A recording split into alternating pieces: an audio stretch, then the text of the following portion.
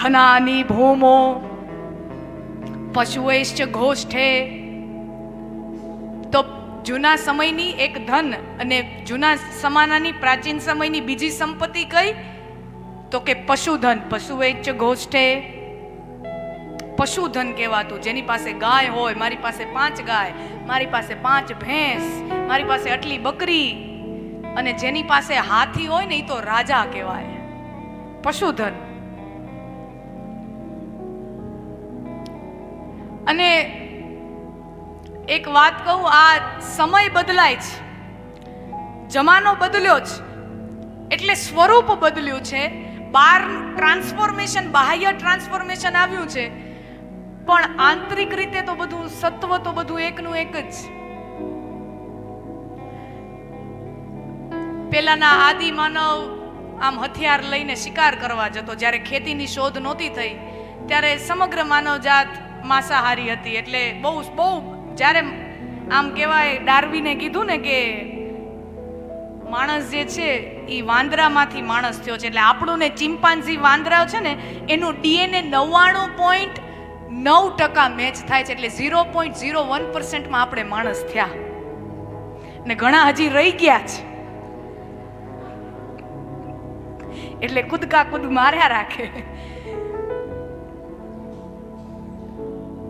તો જ્યારે બહુ શરૂઆતનો જે સમય, જ્યારે ખેતીની શોધ નહોતી થઈ, ત્યારે માણસ હથિયાર લઈને, ઓજાર લઈને બારે શિકાર કરવા જાય, અને શિકાર કરીને લઈ આવે અને પોતાની પત્નીને આપે, અને પછી બનાવે અને આખા પરિવારને જમાડે. આ જૂના સમયના જ્યારે માણસ પાસે કોઈ સાધનો નહોતા કમાવાના, કોઈ વ્યવસ્થા નહોતી ત્યારે.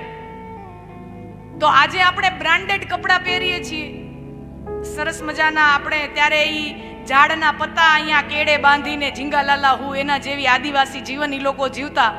અત્યારે આપણે બ્રાન્ડેડ કપડાં પહેરીએ છીએ. બાકી ઈ હથિયાર ભાલો લઈને શિકાર કરવા નીકળતા ને આપણે લેપટોપ લઈને ઓફિસે જાય છે. ફરક એટલો જ છે. બિલ બુક લઈને આપણી ઓફિસે કે પેઢીએ કે ફાર્મમાં જાય છે, દુકાન ખોલીએ છીએ. ફરક એટલો છે, બાકી બધું સેમ છે. બાકી કાંઈ ફરક આવ્યો નથી. એમ ધનાની ભૂમો, જૂના જમાનાનું ધન જમીનમાં રહેતું, ભૂમિમાં રહેતું. આજના સમયમાં કેવું હોય તો ધનાની લોકરે, બેંકની લોકરમાં હોય, અને લોકર મોટા ભાગે નીચે સેલરમાં હોય, જમીનમાં હોય. બેંકની લોકર જમીનના એક સ્તરથી એના એક અંડરગ્રાઉન્ડ હોય, એમાં લોકર હોય. જમાનો બદલાયો છે પણ સત્ય બદલાયું નથી. ધનાની લોકરે.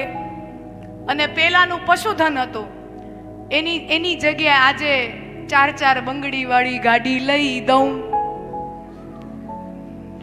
એની જગ્યા અત્યારે ગાડીઓ 4 પૈડા વાળી ગાડીઓએ લીધી છે. તો આમાં કહેવાય છે ધનાની ભૂમો પશુવેશ ગોષ્ઠે. તો જેટલું પણ પશુધન છે એ ગોષ્ઠ એટલે ગમાણ. જ્યારે જીવ છૂટે છે ત્યારે એ ગમાણમાં જ રહી જાય છે, એકે પશુધન સાથે આવતું નથી. એમ આપણી જેટલી પણ ગાડીઓ હોય, આપણે એકે, માનો કે ઘરમાં આપણે બહુ સુખી સંપન્ન હોય ને ઘરમાં 3-4 ગાડીઓ હોય, એકે ગાડીને એમ કહેવાય છે કે હાલો જીવ છૂટ્યો, જરાક અડધે સુધી તો મૂકી આવો. એ ત્યાં ને ત્યાં ગેરેજમાં પડી રહેવાની છે. ધનાની ભૂમો પશુવેશ ગોષ્ઠે ભાર્યા ગ્રહ દ્વારે. અગ્નિની સાક્ષીએ હાથમાં હાથ લઈ વેદ મંત્રોના ઉચ્ચારણ સાથે અગ્નિની સાક્ષીએ 4 ફેરા લઈને મારી સાથે જીવનનો રસ્તો કાપવા નીકળેલી મારી જીવન સંગીની, મારી પત્ની કે મારો પતિ.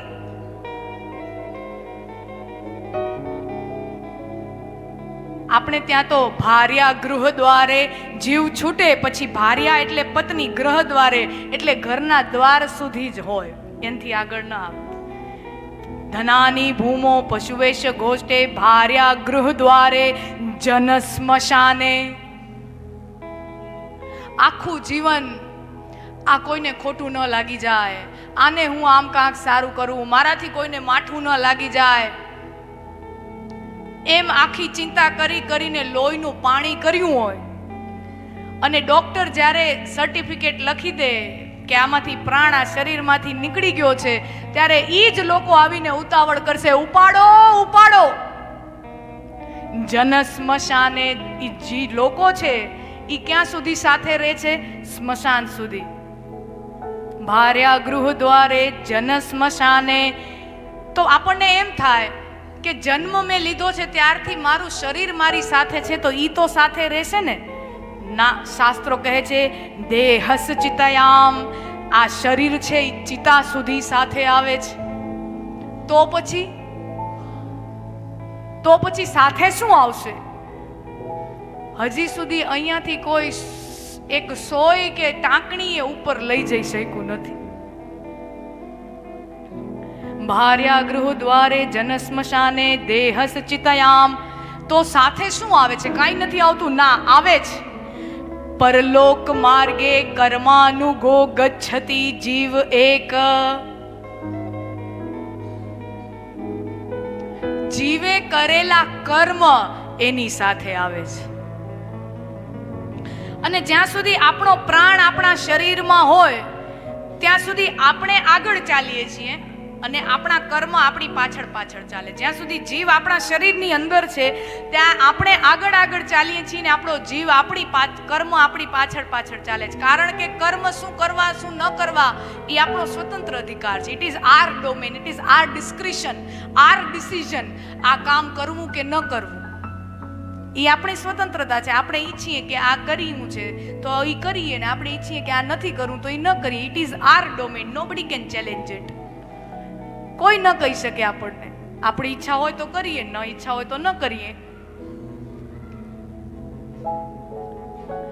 તો જીવ જ્યારે શરીરમાં હોય ત્યારે જીવ આગળ હોય અને એના કર્મ પાછળ હોય, પણ જ્યારે શરીરમાંથી જીવ છૂટી જાય ત્યારે એને કરેલા કર્મો ઈ આગળ ચાલે અને જીવ એની પાછળ જતો. પછી જ્યાં કર્મો લઈ જાય ત્યાં જીવને એની પાછળ જવું પડે.